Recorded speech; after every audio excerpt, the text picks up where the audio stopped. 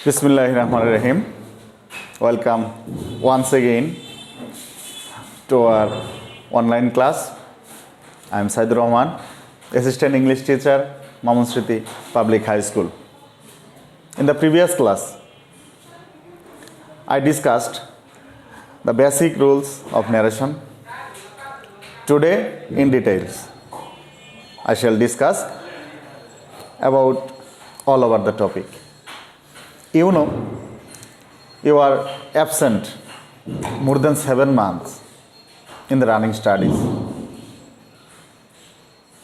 to make you in the face of table to make you read. We are trying hard to learn you through online media. So, let's start. Narration. Assertive sentence এ আমাদের খেয়াল রাখতে হবে said এর পরিবর্তে told বসে। said এর পরিবর্তে said হয়, further said হয়, also said হয়, also added হয়, further added হয়। said এর পরিবর্তে এই assertive sentence যদি পরপর 2-3 বার থাকে সেক্ষেত্রে আমাদের প্রথমে টোল্ড কিংবা সেইট, তারপরে ফার্দার সেইট, অলসো সেইট, ফার্দার অ্যাডেড, অলসো অ্যাডেড আমাদের ব্যবহার করতে হবে এবং কমা কোটেশন তুলে যে কাজটা করতে হবে অলওয়েজ অ্যাসার্টিভ সেন্টেন্সের ক্ষেত্রে দ্যাট বসবে। ইন্টারোগেটিভ সেন্টেন্সের কথা যদি ধরি সেক্ষেত্রে জানতে চাওয়া প্রশ্ন, সেক্ষেত্রে সামঞ্জস্যপূর্ণ ওয়ার্ড হচ্ছে আস্কড। একটা ইন্টারোগেটিভ সেন্টেন্স পরপর যদি বেশ কয়েকবার থাকে সেক্ষেত্রে এই সেডের পরিবর্তে asked, further asked, also asked, again asked ব্যবহার করা যাবে বা ব্যবহার করতে হবে। কমা কোটেশন দ্বারা যদি এভি মানে অক্সিলারি ভার্ব, আমি আবার বলছি এভি অক্সিলারি ভার্ব, এই অক্সিলারি ভার্ব যদি দ্বারা ইন্টারোগেটিভ সেন্টেন্স শুরু থাকে সেক্ষেত্রে ইফ হবে। যদি ডাব্লিউএইচ ওয়ার্ড দ্বারা শুরু হয় সেক্ষেত্রে ডাব্লিউএইচ ওয়ার্ডই বসবে। এখন আসি ইম্পারেটিভ সেন্টেন্সের ক্ষেত্রে। ইম্পারেটিভ সেন্টেন্স একটা নেরেশনের মধ্যে একটা ক্রিটিক্যাল ইস্যু, সবচেয়ে জটিল এবং কঠিন, এটা ধরতে অনেকটা অসুবিধা হয়। আদেশ, উপদেশ, নিষেধ, প্রস্তাব, অনুরোধ এই বিষয়গুলো তোমাকে আগে আইডেন্টিফাই করতে হবে। যদি অর্ডার আদেশ হয় সেক্ষেত্রে আমরা সেডের পরিবর্তে অর্ডার ব্যবহার করব, উপদেশ হলে অ্যাডভাইসড ব্যবহার করব, নিষেধ হলে ফরবিড ব্যবহার করব, প্রস্তাব প্রপোজড ব্যবহার করব, অনুরোধ যদি হয় সেক্ষেত্রে রিকোয়েস্ট ব্যবহার করব। আমাদের এগুলো লিখতে হবে। ভার্ব যারা যদি শুরু থাকে ইম্পারেটিভ সেন্টেন্স সেক্ষেত্রে কমা কোটেশন উঠে টু ব্যবহার করতে হবে। যদি লেট দ্বারা শুরু থাকে সেক্ষেত্রে আমাদের দ্যাট ব্যবহার করতে হবে। আমি আবার বলছি ইম্পারেটিভ সেন্টেন্সের বেশ কয়েক প্রয়োগ সব থেকে বেশি, সেডের পরিবর্তে যে ওয়ার্ডগুলোর প্রয়োগ এগুলো অনেক বেশি, যা অন্যান্য সেন্টেন্সগুলোর মধ্যে পরিলক্ষিত হয় না। যদি সেড আদেশ হয়, যদি বুঝতে পারি যে সেন্টেন্সটা আদেশ তাহলে অর্ডারড হবে, উপদেশ হলে অ্যাডভাইসড হবে, নিষেধ হলে ফরবিড হবে, প্রস্তাব হলে প্রপোজড হবে, অনুরোধ হলে রিকোয়েস্ট হবে। যদি ভার্ব দ্বারা শুরু থাকে তাহলে টু, লেট দ্বারা শুরু থাকলে দ্যাট হবে। এখন ইচ্ছা বা প্রার্থনা সূচক বাক্য হচ্ছে অপারেটিভ সেন্টেন্স। এই অপারেটিভ সেন্টেন্স যদি সেড হয় সেডের পরিবর্তে আমরা উইশড কিংবা প্রেইড ব্যবহার করতে পারি। কমা কোটেশন উঠে দ্যাট বসবে, অলওয়েজ সাবজেক্টের পরে মাইট বসে। আবার বলছি ইম্পারেটিভ সেন্টেন্স হচ্ছে, অপারেটিভ সেন্টেন্স হচ্ছে ইচ্ছা বা প্রার্থনামূলক বাক্য। সেক্ষেত্রে সেডের পরিবর্তে আমরা সেন্টেন্সের প্রকারভেদে ধরন অনুসারে আমরা উইশড কিংবা প্রেইড ব্যবহার করতে পারি। কমা কোটেশনটা অলওয়েজ দ্যাট বসবে, সাবজেক্টের পরে অলওয়েজ মাইট বসে। এক্সক্লেমেটরি সেন্টেন্স এর সংজ্ঞাটা যদি আমার নিজের মতো করে বলি, হাসি, কান্না, বেদনা লিমিটের মধ্যে থাকবে না, অর্থাৎ হাসি, কান্না, দুঃখ সব কিছুই আনলিমিটেড, সেটাই হবে এক্সক্লেমেটরি সেন্টেন্স। এক্সক্লেমেটরি সেন্টেন্স যদি আনন্দ পাই, যদি মনে হয় এটা উল্লাস, তাহলে হবে এক্সক্লেমড উইথ জয়। যদি দুঃখ এক্সক্লেমড উইথ সরো। যদি মনে হয় যে না এটা বিস্ময় সেক্ষেত্রে হবে exclaimed with wonder. Comma quotation উঠে অল টাইম দ্যাট বসে। আমি আবার প্রথম থেকে রিপিট করছি। অ্যাসার্টিভ সেন্টেন্স সেডের পরিবর্তে টোল্ড বসে, সেডও বসতে পারে যদি একাধিকবার অ্যাসার্টিভ সেন্টেন্স থাকে, সেক্ষেত্রে told, said, further said, also said, further added, also added ব্যবহার করতে হবে। যদি ইন্টারোগেটিভ সেন্টেন্স হয় সেডের পরিবর্তে asked, further asked, also asked, again asked আমাদের ব্যবহার করতে হবে। কমা কোটেশন তুলে দিয়ে ভার্ব দ্বারা, অক্সিলারি ভার্ব দ্বারা যদি শুরু হয় সেক্ষেত্রে আমাদের ইফ ব্যবহার করতে হবে। ডাব্লিউএইচ ওয়ার্ড দ্বারা যদি শুরু হয় সেক্ষেত্রে আমাদের ডাব্লিউএইচ ওয়ার্ডই ব্যবহার করতে হবে। ইম্পারেটিভ সেন্টেন্স সেডের পরিবর্তে আমাদের আদেশ বোঝালে অর্ডার, উপদেশ বোঝালে অ্যাডভাইসড, নিষেধ বোঝালে ফরবেইড, প্রস্তাব বোঝালে প্রপোজড, অনুরোধ বোঝালে রিকোয়েস্ট ব্যবহার করতে হবে।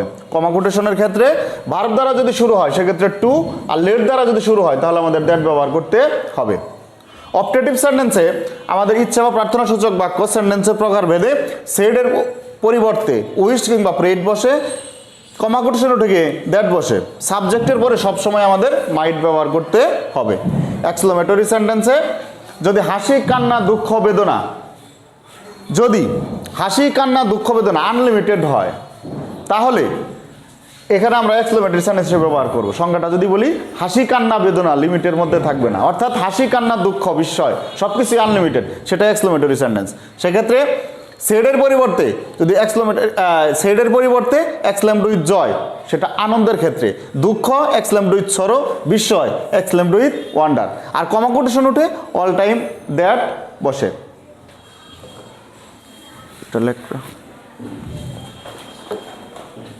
এখানেই তো ছিল। Dear students, now I want to tell about the narration, about passage narration.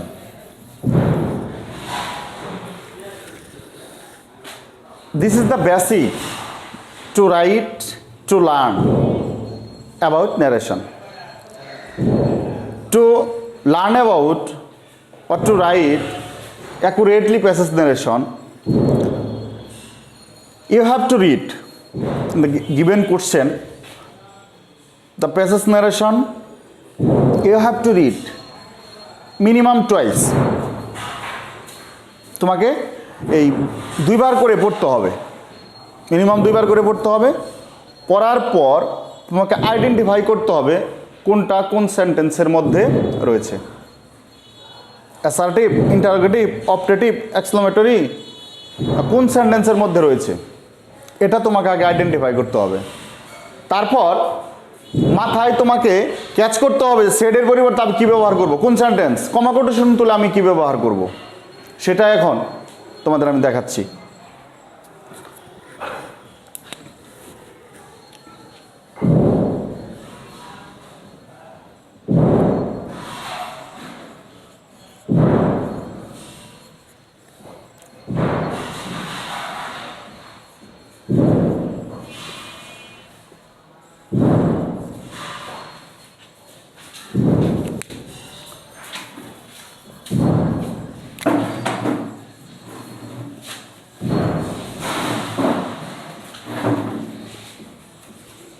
Why are you talking in the class?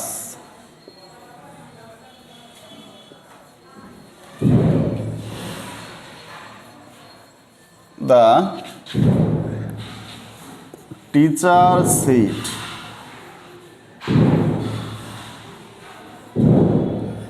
Why are you talking in the class? The teacher said.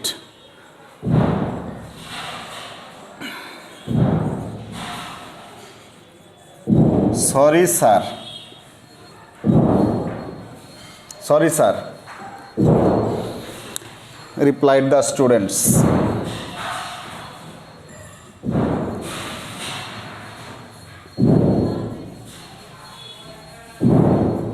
Replied the student.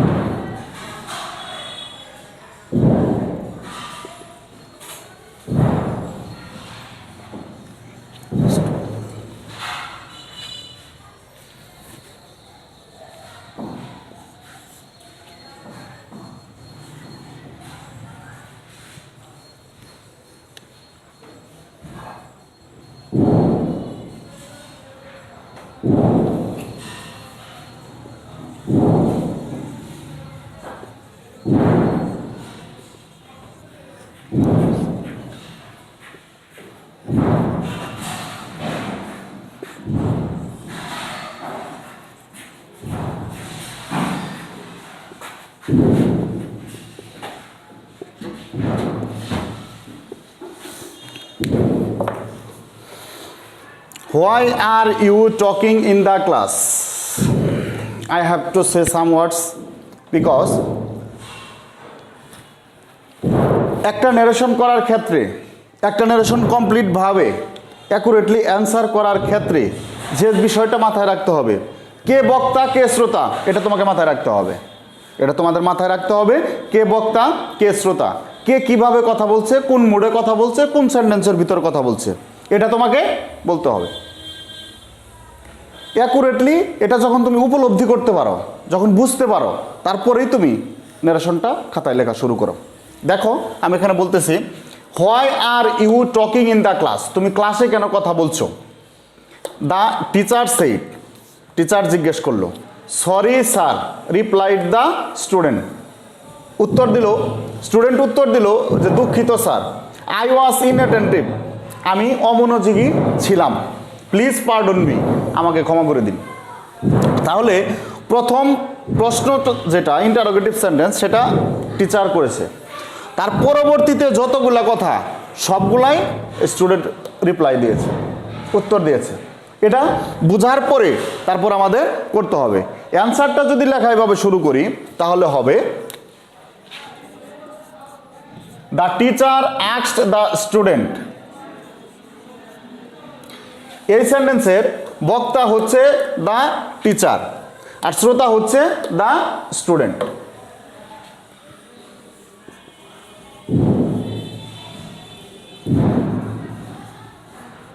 The teacher asked the student. The teacher asked the student, যেহেতু WH word দ্বারা শুরু আছে সুতরাং কমা quotation উঠে WH ওয়ার্ডই বসবে। Why you second person, second person থাকলে object অনুসারে পরিবর্তন। অবজেক্ট এখানে আছে দ্য স্টুডেন্ট, তাহলে দ্য স্টুডেন্টের প্রনাউন হচ্ছে হি। প্রেজেন্ট কন্টিনিউয়াস টেন্স হবে past continuous tense. Why he was talking in the class.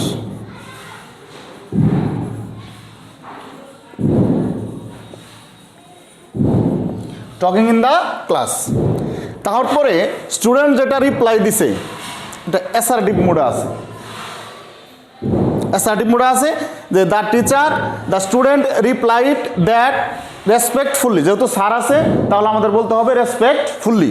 তাহলে the student replied respectfully that, sorry মানে আই এম সরি, এটা বুঝতে হবে।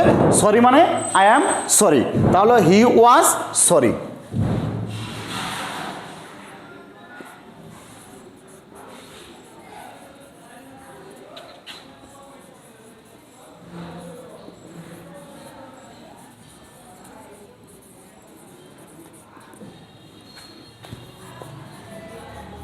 Respectfully that he was sorry, যেহেতু নিচে জায়গা কম উপরে দিকে লিখতেছি।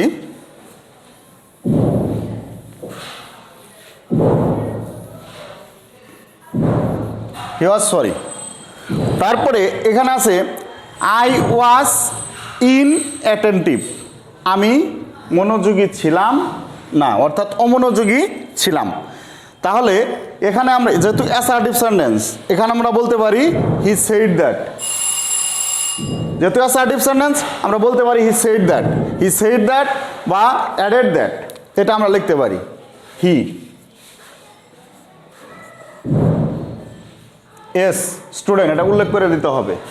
যদি টিচার কখনো প্রোনাউন হিসেবে আসতো তাহলে আমরা ব্র্যাকেটে টি দিতাম। এখানে যেহেতু স্টুডেন্ট আছে সুতরাং এস দিতে হবে, এটা মধ্যে ক্লিয়ার আইডেন্টিফিকেশন।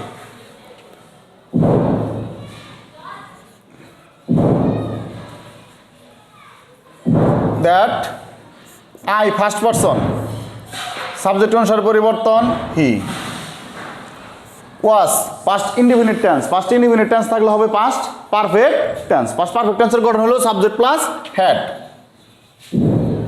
আর এটার পাস্ট পার্টিসিপল যেটা রূপ হচ্ছে am is are was were bin.